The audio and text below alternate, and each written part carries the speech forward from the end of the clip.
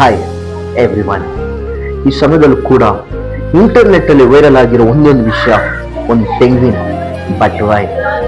Director ವೆರ್ನರ್ ಹೆರ್ಸಾಂಗ್ ಅಂತ ಒಂದು ವಿಡಿಯೋನು ಹಲವು ವರ್ಷಗಳ ಮುಂದೆ ಅದು ಇಂಟರ್ನೆಟ್ ಅಲ್ಲಿ ಹಾಕಿರ್ತಾರೆ. ಬಟ್ ಅದು ಅವಾಗ ವೈರಲ್ ಆಗಿಲ್ಲ. ಹಲವು ವರ್ಷಗಳು ಕಳೆದು ಇವಾಗ ಎಲ್ಲ ಇಂಟರ್ನೆಟ್ ಅನ್ನು ತಿರುಗಿ ನೋಡುವಂತ ಹಾಗೆ ಮಾಡಿದೆ.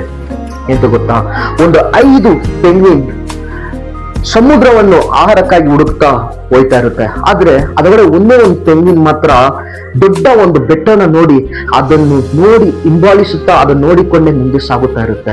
ಆ ಡೈರೆಕ್ಟರ್ ಅದನ್ನ ಮತ್ತೆ ಗುಂಪಿನ ಜೊತೆಗೆ ಹಾಕಿದರೂ ಕೂಡ ಅದು ಮತ್ತೆ ಆ ಬೆಟ್ಟವನ್ನು ನೋಡಿಯೇ ಹೋಗ್ತಾ ಇತ್ತು. But why?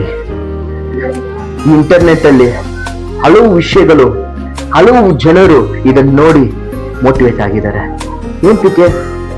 ಇದೇ ತರ ನಮ್ಮ ಜೀವನದಲ್ಲೂ ಕೂಡ ಎಷ್ಟೋ ಸಲ ನಾವು ಬೆಟ್ಟ ಗುಡ್ಡಗಳು ಇದ್ದರೂ ಕೂಡ ಅದನ್ನ ನಾವು ನೋಡದೆ ಹೋಯ್ತಾ ಇರ್ತೀವಿ.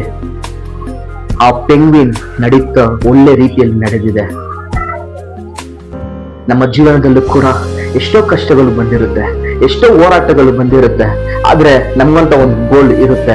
ಬಟ್ ಅದನ್ನ ನಾವು ಅರ್ಧದಲ್ಲೇ ಬಿಟ್ಕೊಡ್ತೀವಿ. ದೇವರ ವಾಕ್ಯ ಹೀಗೆಂದು ತಿಳಿಸುತ್ತೆ, ನೀವಾದರೂ ಸುರಕ್ಷಿತವಾಗಿರಿ, ನಿಮ್ಮ ಕೈಗಳು ಜೋಲು ಬೀಳದಿರಲಿ, ನಿಮ್ಮ ಪ್ರಯತ್ನಕ್ಕೆ ತಕ್ಕ ಫಲ ಸಿಕ್ಕುವುದು ಎಂದು ದೇವರು ಹೇಳಿದನು. 2 ಕೊರಿಂಥಿಯನ್ಸ್ 15:7 ವಚನ ಹೀಗೆಂದು ತಿಳಿಸುತ್ತದೆ. ಇದೇ ತರ ನಿಮ್ಮ ಜೀವನದಲ್ಲಿ ನಿಮ್ಮಂತ ಒಂದು ಗೋಲ್ ಇರುತ್ತೆ. ಮುಂದೆ ಸಾಗಿ ನೀವು ಆ ಗೋಲ್ನ ಒಂದು ದಿವಸ ರೀಚ್ ಮಾಡ್ತೀರಾ.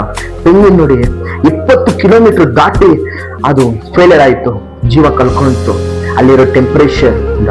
ಅದೇ ನಮ್ಮ ಜೀವನದಲ್ಲಿ ಆಗುತ್ತೆ. ನಾವು ಮನುಷ್ಯರಲ್ಲವ, ನಾವು ಎಲ್ಲಾ ಕಾರ್ಯಗಳನ್ನು ನಾವು ನೋಡಿದ್ರೆ ಮಾಡಬಹುದು.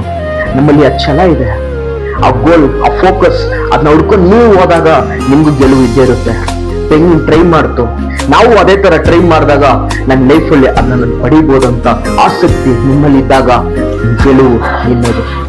ನೀವು ಆಶೀರ್ವದಿಸಲ್ಪಟ್ಟವರು. ದೇವರು ನಿಮ್ಮನ್ನು ಆಶೀರ್ವದಿಸಲಿ. Amen, amen.